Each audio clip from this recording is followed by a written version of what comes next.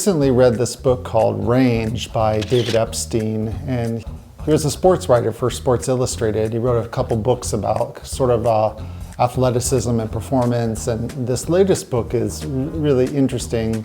Actually, I don't know if it's his latest. It's the only one that I've read, and it's about kind of a case against specialization. You know, we live in an age where we're told that we have to specialize, where it seems like a lot of careers and fields are becoming ever more specialized, hyper niche careers in so many different fields. And you know, you have to put in 10,000 hours at least to become an expert in anything. And you know, some of those ideas I think have merit, but I think the over specialization can lead you down a dangerous path where you only really know how to do one thing.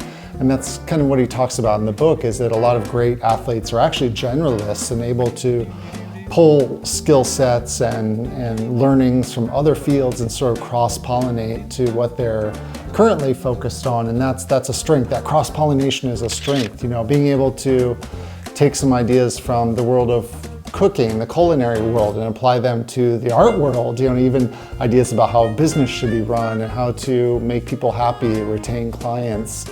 So this book, I thought, was a really interesting exploration of the power of generalism. Okay, editor's note. I realized that I was holding my camera in the last series of shots, so that it was a bit jerky as I was doing that. Now I've actually set the camera down. Should be a lot more steady.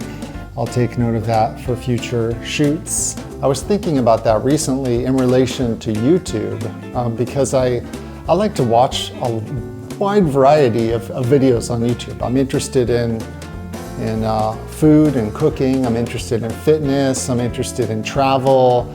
I'm interested in sort of lifestyle blogs, DIY, all kinds of things. And one thing that drives me crazy about the algorithm, the way I'm served content on YouTube in my feed, is if I watch one fitness video, it just wants to give me like a million other fitness videos.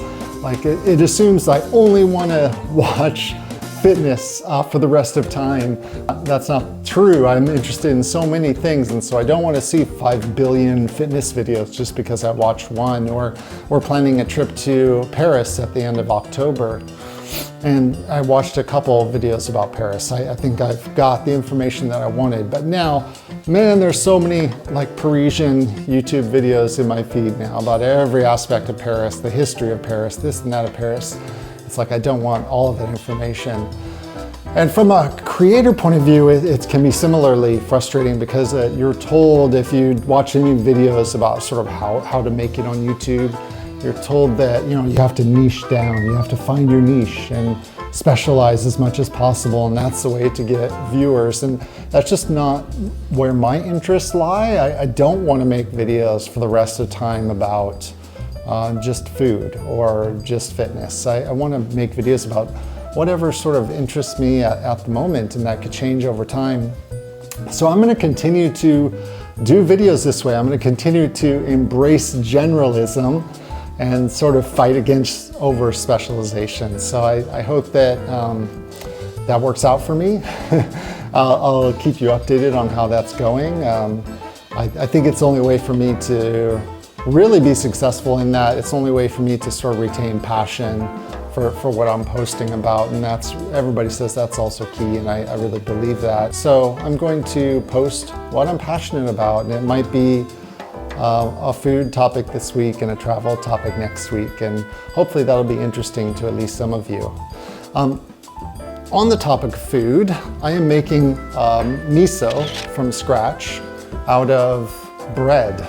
So you could call it a bread-so.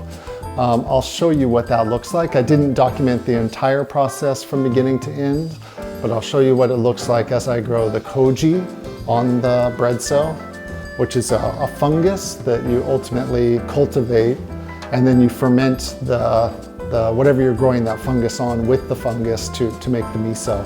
Sounds pretty weird. It's delicious and amazing, and I'll show you in a second.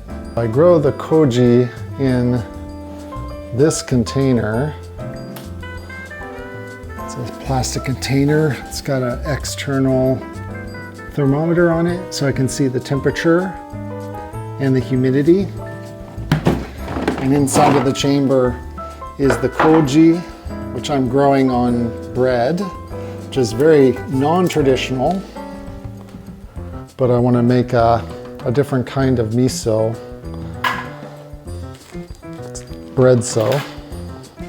You can see the fungus, the mold growing on the bread. That's good. It's a good sign. Pretty weird looking, but it's totally normal. I'll put that, it's been growing for 48 hours. I'm going to put that in the fridge for 12 hours. And then I will grind it up with some salt. I'll show you the next steps so you can kind of see what happens next. I put it in a fermentation vessel and ferment it for 3 months, and then it will be delicious miso. Very non-traditional, interesting miso. Okay, talk later. Bye.